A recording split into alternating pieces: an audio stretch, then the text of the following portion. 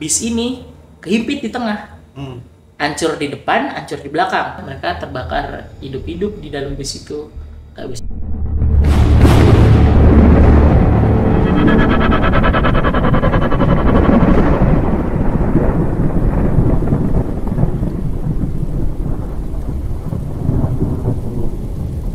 Balik lagi di channel Tapak Misteri Backpacker, karena setiap perjalanan Pasti punya cerita. Nah, di konten hari ini gue sama Raja mau menceritakan ya. Ya, menceritakan kembali tentang tragedi kecelakaan transportasi 20 tahun silam, tepatnya 8 Oktober 2003 di daerah PLTU Python.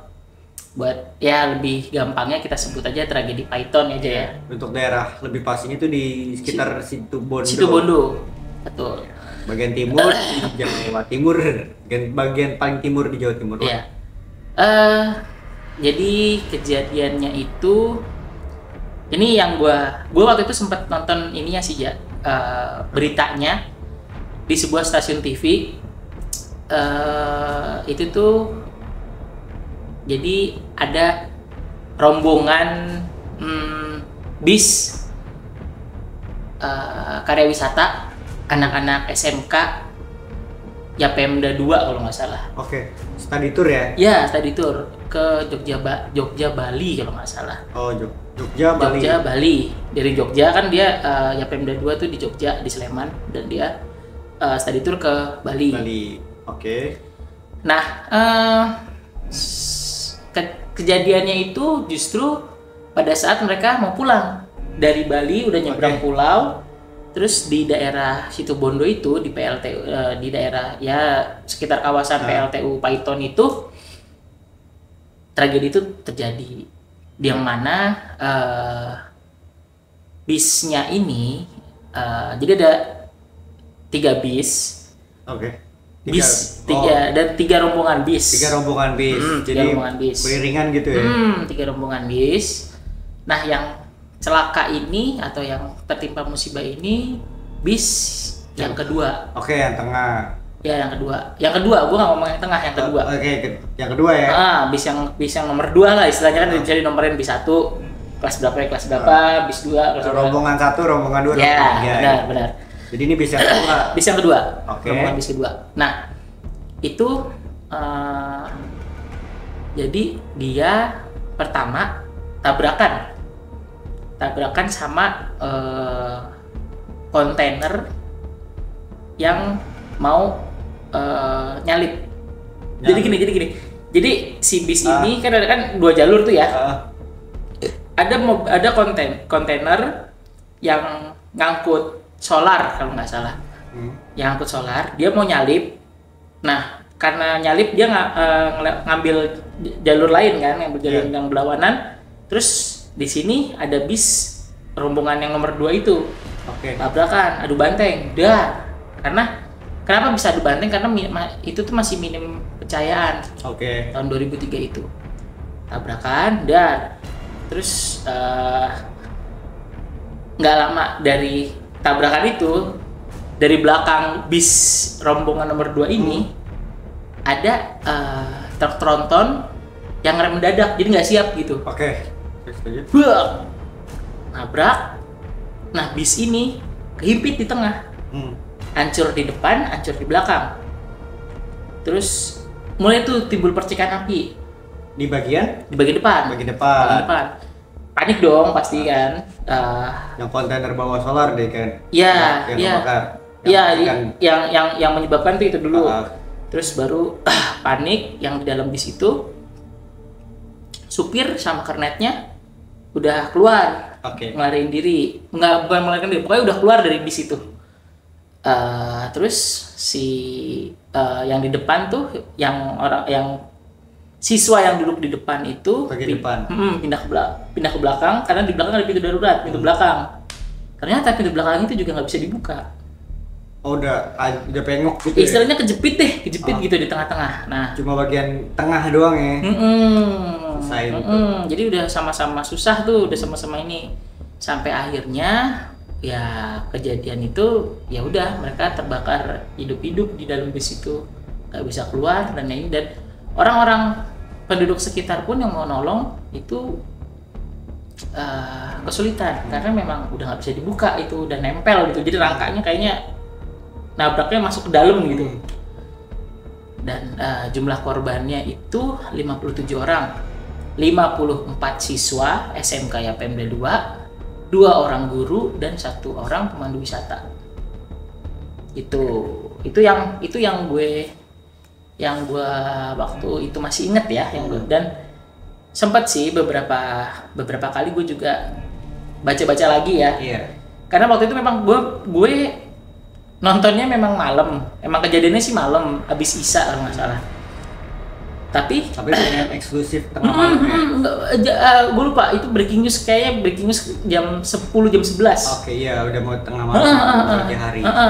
Dan itu gue masih ingat banget posisinya yang udah kebakar tuh, yang udah ini, dan mungkin proses evakuasi kali itunya jenazahnya itu. Nah ya udah, kurang lebih itu sih yang gue tahu. Kalau dari sisi lu? Oke, dari ya mungkin yang kebanyakan diceritain Mas Randi itu emang bener gitu ya. Cuma gue mau nambahin aja, kenapa bis kedua yang bisa ketabrak dan kenapa bis 1 dan 3-nya ini nggak nolongin langsung gitu ya, atau gimana? Pasti kan mereka tahu lah, supir dan juga kernetnya pasti tahu apa sih analoginya ya, bentuk mobil tuh kayak gimana, kenapa mereka nggak bantuin. Karena tuh cerita sebelumnya sebelum mereka terjadi ketabrakan ini, itu seharusnya bis kedua itu pasti di tengah dong, ya kan? 1, 2, 3 gitu kan. Tapi karena kejadian sebelumnya yang terjadi ini, itu bis ketiga ini mengalami kerusakan lah. 3 kali kerusakan. Yang pertama ya 2 kali kaca pecah, sampai yang terakhir itu mobilnya kesangkut sama kabel listrik. Oh, kabel jalan gitu ya? Kabel listrik yang di jalan. Kan dulu kan kabel listrik kan banyak banget gitu ya, zaman dulu gitu. Karena itu juga PLTU, jalur-jalur PLTU lah. Nah setelah itu mereka konsultasi lah gitu ya, bukan konsultasi, kayak rembukan gitu ya, mau ngobrol-ngobrol. Oke, bis ketiga biar nggak terjadi kayak kaca pecah atau nyangkut kabel listrik lagi, ditaruhlah di tengah, jadi urutannya berubah. Oh, di switch. Iya, yang 3 di tengah, yang 2 ke belakang. Iya, jadi 1 3 2. Oke. Nah, pas kejadian itu bawa bis 1 dan 3 itu jalannya udah mulai lancar. Udah gitu. Jalan duluan dia. Udah jalan duluan, otomatis dong ya kan, karena mungkin bis kedua bakal bisa ngejar gitu.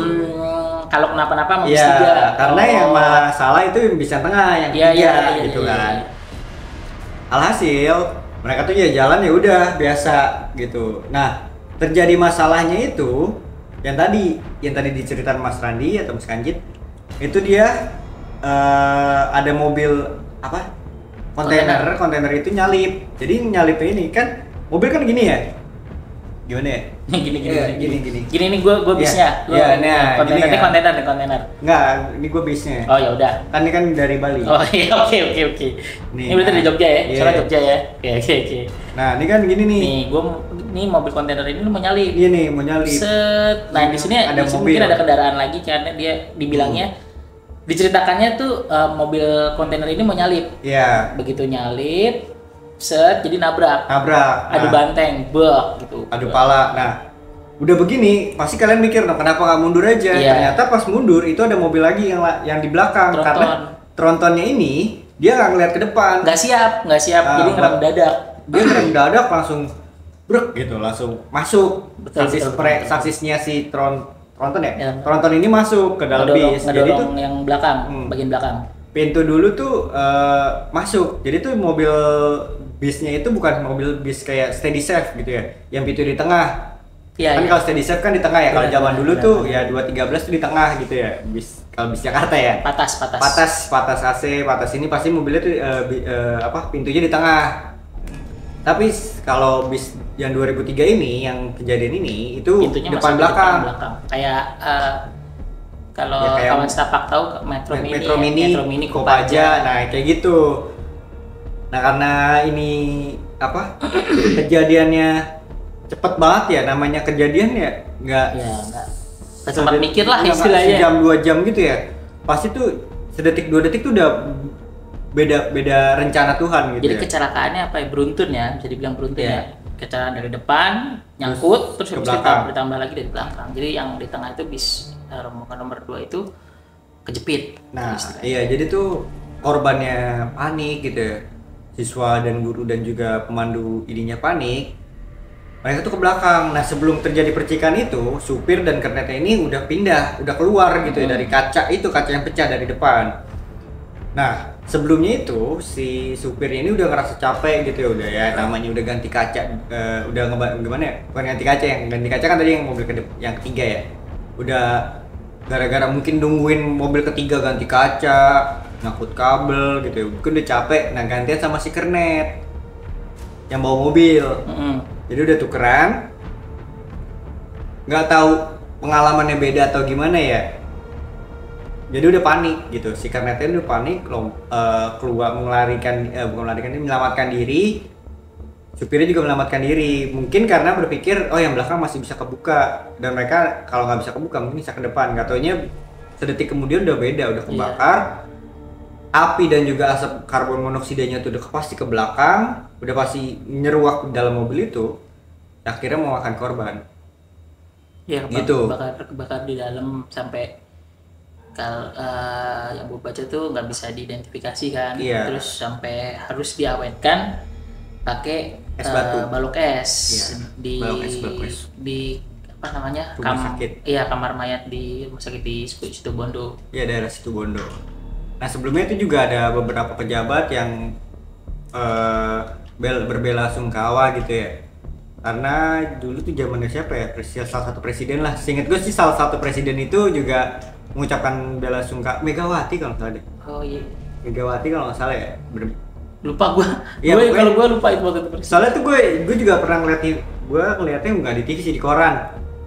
Ada tuh masih ada koran. Di koran itu juga ada beberapa paragraf yang presiden itu mengucapkan bela sungkawa gitu. Dan bis 1 sama 3 itu rombongan yang ininya tuh tahu ada kalau rombongan bis 2 kecelakaan itu ketika sudah sampai Sleman ya? Iya, udah cukup jauh. Udah sampai. Iya, karena nggak kekejar gitu. Kok dipikir bis 2 masih ngikutin gitu, tapi ternyata ya udah kejadian itu dan mereka baru tahunya itu ketika sudah sampai. Itu.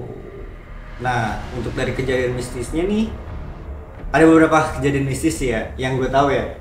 Jadi tuh sesudah kejadian itu, kayak ya untuk apa sih namanya, bukan memperingati sih,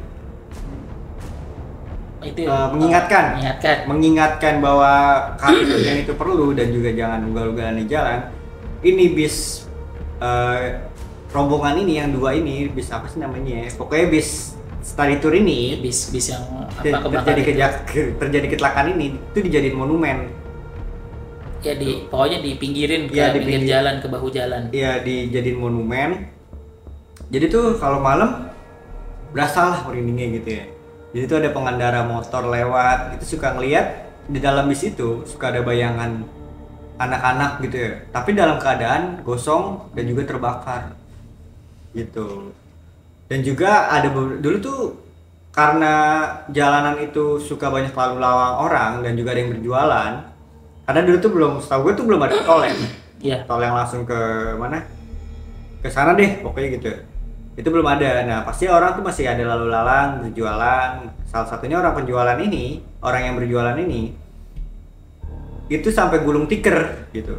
Karena tuh suasananya tuh nggak enak, anyep gitu. Dan kalau nggak menurut pengakuan juga mereka sering dengar suara jeritan minta tolong gitu dari bus itu. Setelah tahun 2008 ya. Ya, 2008 5 tahun setelahnya dong. Iya, 5 tahun setelah. Setelah 5 tahun kejadian Python, 5 tahun itu juga dijadiin monumen pengingat. Baru dipindahin tahun 2008 itu karena ya mungkin banyak masyarakat yang nggak nyaman atau nggak gimana gitu ya. akhirnya dipindahin. Dari bisnis yang gue tahu sih itu ya, sampai dipindahin itu doang. Gitu. Kalau dari Mas Randi? Ya ada beberapa ini ya, beberapa youtuber juga yang sempat ke situ. Salah satunya Om Hao dari salah satunya Om Hao itu yang menceritakan kalau ada korin dari siswa korban kejadian tragedi Python itu yang ya udah pulang gitu aja, maksudnya korinnya yang pulang ke rumah kayak nggak ada terjadi apa-apa gitu. Jadi ya ibaratnya dia masih bingung gitu, masih kayak linglung gitu, kok gue udah mati tapi nyampe rumah. Iya, nyampe rumah gitu. Terus ya menurut pengakuannya Om Hao juga kalau kata beliau tempat kejadian tragedi Python itu termasuk yang cukup angker di mata supranatural gitu. Masih simpen residual energi yang ada gitu di situ. Jadi mulai ya makanya sering orang dengar suara jeritan, terus habis itu di dalam mobil suka ngeliat ada bayangan-bayangan anak-anak yang jadi korban ya kan, dalam keadaan gosong, terus mungkin ada bau gosong di sekitar situ ya kayak gitu. Nah, ya. Dan setelah kejadian itu banyak juga yang bikin apa sih namanya, tasyakuran ya? Ya ada bikin apa namanya ya, bukan selamatan ya, kayak doa bersama. Ya doa bersama untuk ya di biar jalan dan juga bis itu gitu ya. Biar arwah anak-anak korban, ya pokoknya enggak anak-anak korban dari tragedi Python itu tenang gitu. Dan nggak mengganggu pengendara lain dan ataupun orang lain gitu. Dan setelah kejadian itu juga banyak perubahan nih gitu dalam, ada banyak perbaikan. Iya, perbaikan dari transportasi. Ya, betul. Kayak bisnya tuh. Makanya kalau sekarang kan bis dikuatin rangkanya, dibikin tebel gitu ya. Dulu kan bis berapa kali langkah doang kan dari tangganya kan, 1, 2 gitu ya. Nah sekarang tuh tangganya lebih tinggi gitu ya. Biar lebih aman lah, bukan ibarat ya. Sudah pasti aman gitu ya. Biar meminimalisir. Iya.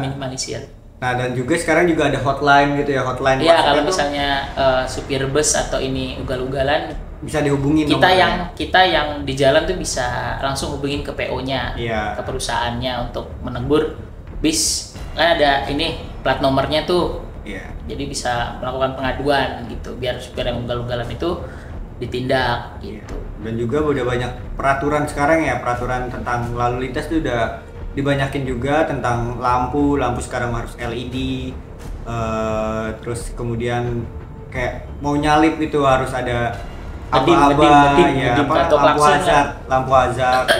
Dan juga kalau untuk setahu gue nih, antara mobil bis dan juga bis yang lain itu harus punya ada kodenya itu kayak telolet. Oh iya. Biar buat nyalip gitu ya, atau enggak ada yang ketinggalan. Apalagi kalau rombongan nih, telolet ini ya kalau misalnya ketinggalan jauh gitu. Biar kedengeran, kayak misalnya lu baru klakson, kedengarannya sampai besok gitu kan. Aja. Lama tuh. Itu biar kedengeran tuh biar nyampe depan maksudnya gitu. Atau enggak ke belakang biar kedengeran. Gitu. Dan ini juga sudah mulai ada penerangan gitu ya, di lampu jalan. Kota udah banyak. Lampu jalan terus diperbanyak. Ya apalagi tadi ya, pemecah kaca di di bis itu juga udah banyak banget kan sekarang. Dulu tuh belum ada, seinget gue juga itu cuma ada di patas-patas AC yang eksklusif lah gitu ya.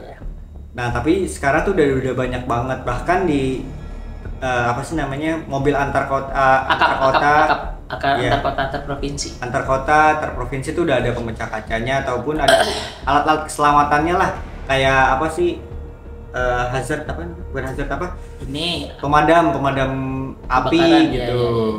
Hydran bukan hydran mah air yang semprotan itu kan. Iya, pokoknya itu deh gitu. Nah itu udah ada. Sama ini setahu gua kalau bis-bisnya nggak lulus uji emisi nggak boleh dia bawa orang deh, bawa ini deh. Iya. Cek mesin. Ya jadi kalau mesinnya nggak layak jalan ya memang udah nggak boleh. Sama perusahaan pasti dilarang buat jalan, karena daripada membahayakan penumpang ya kan. Itu. Dan juga sekarang nih bis juga banyak yang ugal-ugalan gitu. Nah sebenarnya nggak sekarang juga sih, dulu juga banyak. Dari dulu sih sampai sekarang gitu ya, karena ngejar target, bukan ngejar waktu. Ngejar waktu antar pulau, antar provinsi, antar kota, itu mereka juga kejar waktu. Kalau bisa gitu ya, jangan buru-buru gitu ya, lebih bersabar. Ya lebih berhati-hati lah. Kita nggak ngomong nggak boleh buru-buru sih, cuman ya lebih berhati-hati lagi. Apalagi bawa penumpang gitu. Ya, pikirin juga nyawa orang, lu bawa orang bukan barang. Gitu. Iya. Dan juga kejadian ini sangat apa ya? Mengingatkan kita sih tentang kehati-hatian gitu ya. Betul. Karena di channel ini banyak banget konten-konten tentang tragedi-tragedi itu yang nggak terjadi di bis, di kereta, di gunung, dimanapun gitu ya. Itu kejadian-kejadian tragedi-tragedi kayak gini tuh nggak dijadwalin gitu ya, bener ya. Jadi tuh kayak udah sudah pasti terjadi, walaupun kita hati-hati, kadang orang belum tentu hati-hati. Iya benar, ngerti sih di jalan pasti buru-buru, cuman ya pikirin juga keselamatan gitu aja. Ada lagi aja mau disampaikan? Mungkin itu aja sih dari gue. Ya, itu aja konten tentang tragedi Python dari gue sama Raja. Saksikan terus video-video di channel Tapak Misteri Backpacker. Jangan lupa subscribe, like, komen, dan share ke teman-teman kalian, saudara kalian, ke semua orang deh, untuk konten selanjutnya. Jadi sampai jumpa lagi di konten-konten berikutnya di Tapak Misteri Backpacker. Karena setiap perjalanan pasti punya cerita. Sampai jumpa.